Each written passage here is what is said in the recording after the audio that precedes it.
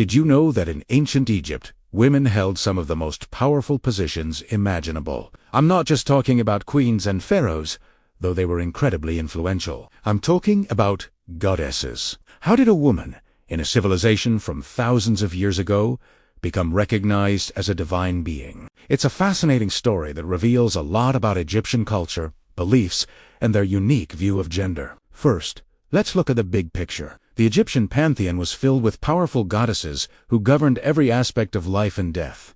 Think of Isis, the goddess of magic, motherhood, and healing. She was arguably one of the most important deities in the entire pantheon. Her story of resurrecting her husband Osiris made her a symbol of devotion, power, and eternal life. Then there's Hathor, the goddess of love, beauty, music, and joy. She was often depicted as a cow or a woman with cow ears, symbolizing her nurturing and maternal nature. And we can't forget Sekhmet, the fierce lioness goddess of war and destruction, but also of healing. These weren't just side characters. They were central figures who commanded respect and worship from everyone, from the pharaoh down to the common farmer. The presence of these powerful female deities created a culture where divine femininity was not just accepted, but revered. This shaped how Egyptians viewed women in society. Unlike many other ancient cultures, Egyptian women could own property, run businesses, and even initiate divorce.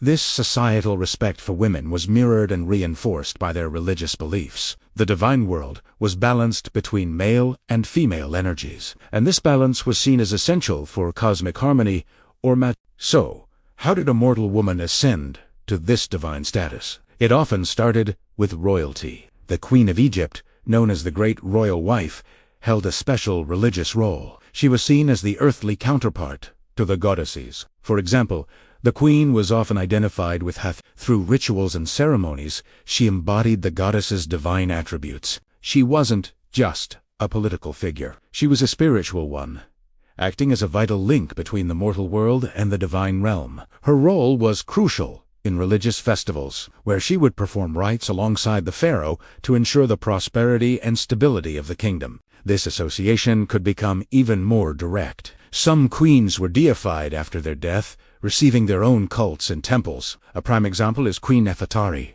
the beloved wife of Ramesses the Great. Her tomb in the Valley of the Queens is one of the most beautiful ever discovered, filled with images that equate her with goddesses. After she died, she was worshipped as a divine being, with people leaving her offerings and prayers.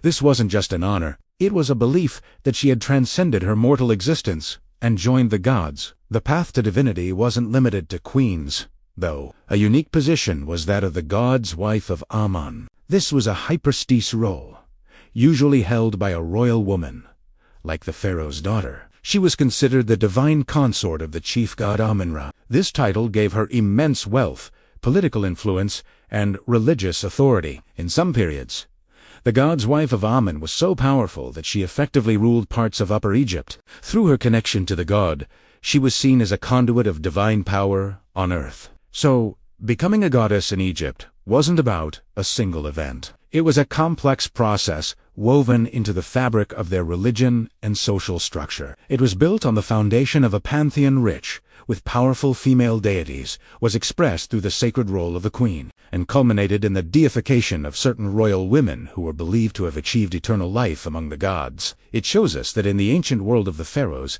female power was not just respected on earth, it was worshipped as a divine force that shaped the cosmos. Thanks for watching. If you found this journey into ancient Egypt as fascinating as I did, don't forget to like, subscribe, and hit that notification bell for more stories from history. See you next time.